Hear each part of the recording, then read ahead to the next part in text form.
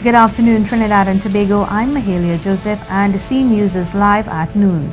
Topping the news at this time, 2 people who were shot and killed in Diego Martin last night are yet to be identified. Reports say officers responded to a report of explosions at C Trace off Bagatelle Road at around 11:30 p.m. When they got there, they saw the body of a man in the porch of a house and it bore several gunshot wounds. A vehicle parked in the roadway was said to be on fire. When the fire was extinguished, officers said they found the charred remains of a man in the trunk of the vehicle. The bodies were removed to the Forensic Science Center in St. James. Violence continues to surge in Enterprise Chaguanas, and the police say they are anxious for citizens as the bloodshed persists. President of the Police Service Social and Welfare Association, Michael Seals, says the officers are working very hard. Been in constant communication with the officers at the point where they are patrolling in the Enterprise area. It has been a daunting exercise for them, almost a feeling of frustration. The point is that they are doing the best that they can do, but every day, almost at every interval, the challenge for them is the amount of persons who are finding themselves involved in criminal activity. And then you have the end result of persons who die as a consequence of being involved in criminal activity. In order for peace to return to the area, Mr. Seals says there must be cooperation between the community and law enforcement. The police are asking, he says, for information to work on apprehending the criminals, and this can only come from the residents. Get the information onto the law enforcement there, so law enforcement can treat for the persons who are actually doing all these nefarious activities. If they do that and they lend that type of partnership with the greatest degree of confidentiality, because we have been saying that the commissioner should have a strategy to deal with confidentiality, because yes, it puts their lives in danger, but something must be done in order to treat for the persons there and remove them from that environment. If we do not remove them from that environment, the bodies are going to continue to drop without law enforcement. Mr. Seals says he is recommending that citizens use the 555 and 800 TIPS contact numbers in order to volunteer any information which can work to settle the situation in Enterprise. As the debate on crime continues, one independent senator says the issue of white-collar crime must be addressed. Senator Stephen Creese, as he made his contribution to the private motion to deal with the high level of crime in Trinidad and Tobago in the Senate on Tuesday, agreed with independent Senator Dr. Danisha Mahabir that there should be a priority list of crime when dealing with the topic. However, he disagreed that violent crime is to the top of the list. And crimes are not necessarily all crimes of violence. And some might argue that there are some white-collar crimes are even more violent, in that generations yet unborn are going to suffer. Senator Creese said the issue of the distribution of illicit drugs must be looked into.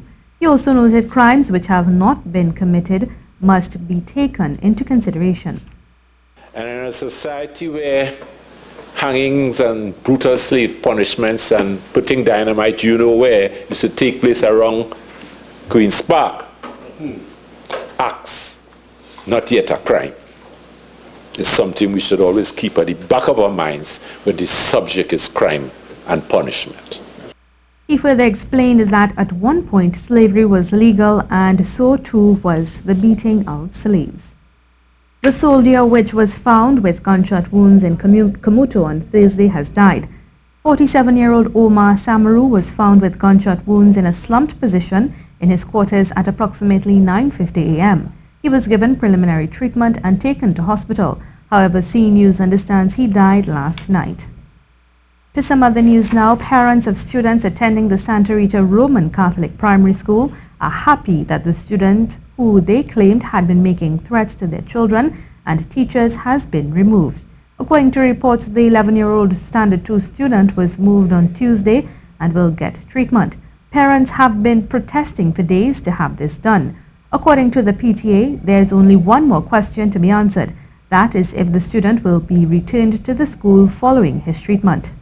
We feel a relief that he's not there, right? But still the question is asking if he permanently removed. Because there are parents who is still concerned about their children in the school. right? Because, at 2015 they told us the same thing, that they're going to remove the child, and they didn't do it, right? And it's the same thing we are hearing now, that they're going to remove him. She told us the protest will stop as a result of the decision taken. This is the C News Live report at noon. Remember, you can keep up to date with all the latest news on our website at ctvtt.com, or you can check out our Facebook and Twitter pages at C News Live.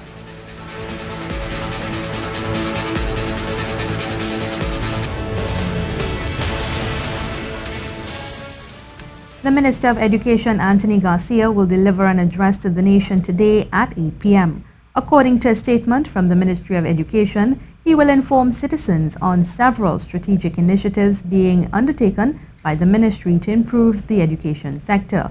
Among the issues highlighted are school-based management, curriculum reform, addressing underperformance in English language, arts and mathematics in primary schools.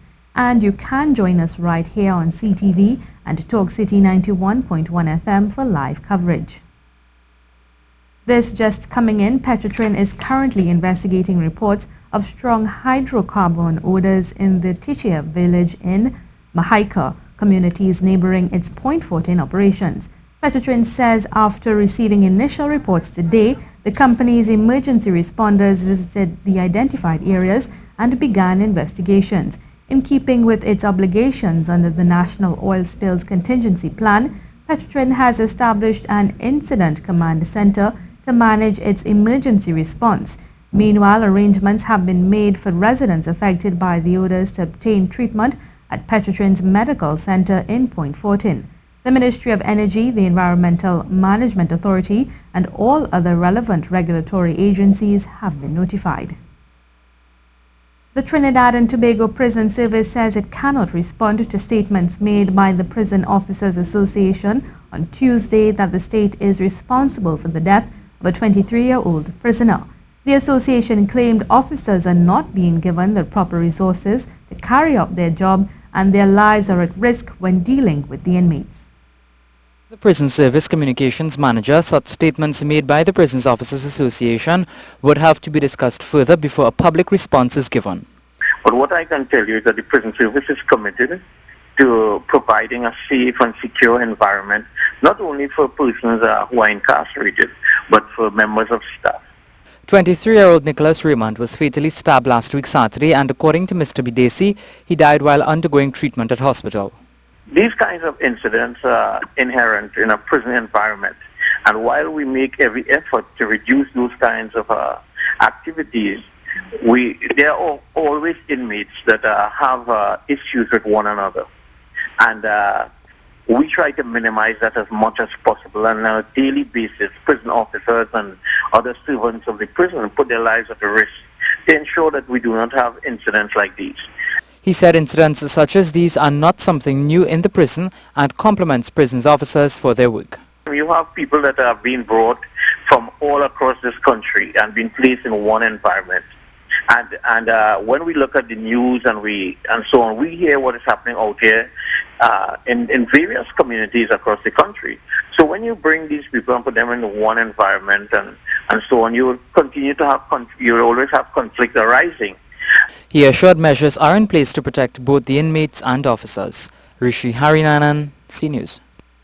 The Spiritual Baptist community is not happy with the amount of money given to them by the state for celebrations which are set to take place tomorrow. The group said in 2016 it submitted a $1.4 million budget to facilitate preparations for 3,000 persons. However, on Monday, $20,000 was dispersed to cater for the people from the over 400 Chowta Baptist churches in the country.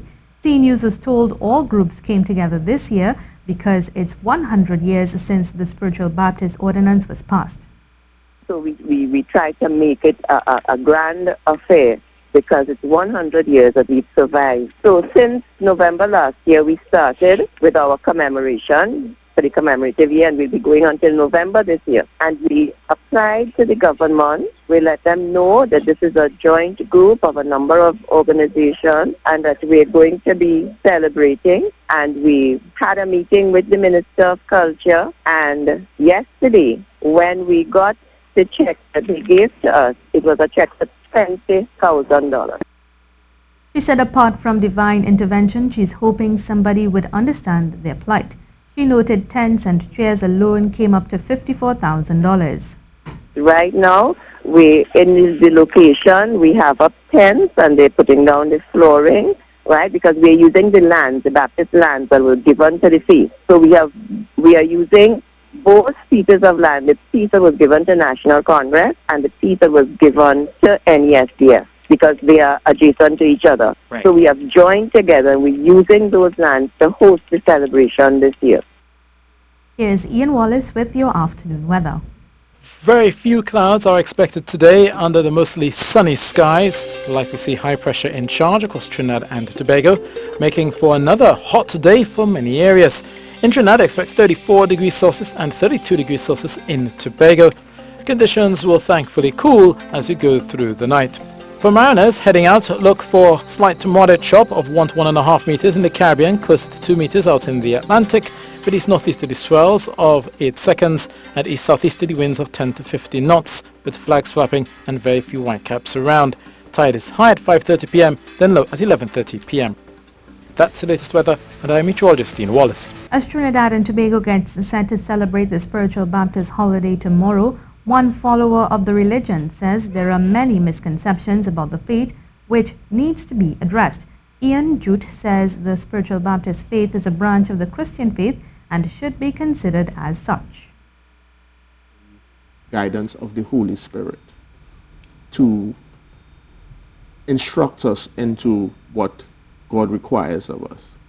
And we try to have that personal indwelling connection with God so that we are not just a religious person, but a practicing person in God's will. So that God has prescribed certain things for his people, and we try to adhere to that. Jude, who has produced a documentary about the faith, said it is perceived as negative because worshippers do not adhere to the normal practices of Christianity. Has prescribed certain things for his people, and we try to adhere to that as closely as we humanly can.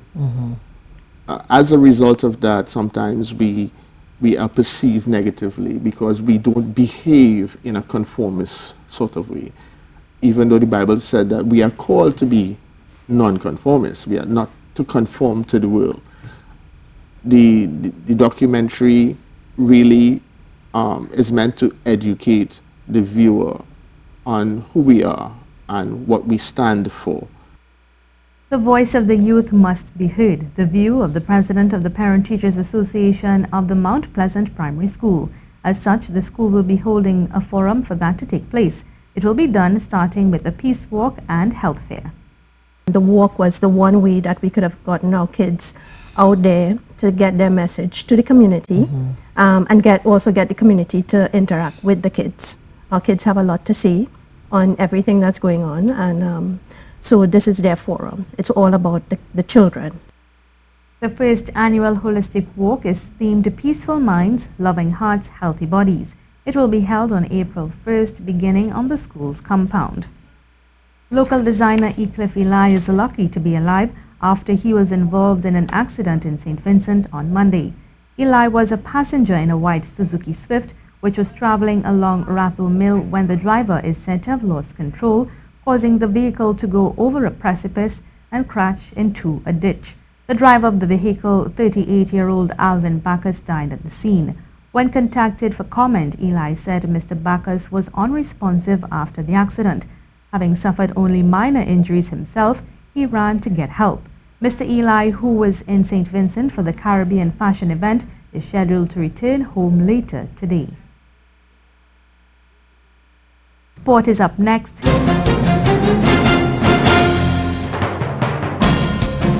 Good, but not good enough. That's the word on the Trinidad and Tobago Warriors last night as they were edged 1-0 by Mexico at the Hazy Crawford Stadium yesterday.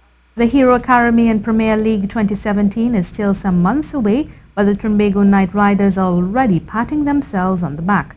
Reason being, their 2017 acquisition left-arm Pakistani spinner Shadab Khan had a match-winning spell in Barbados.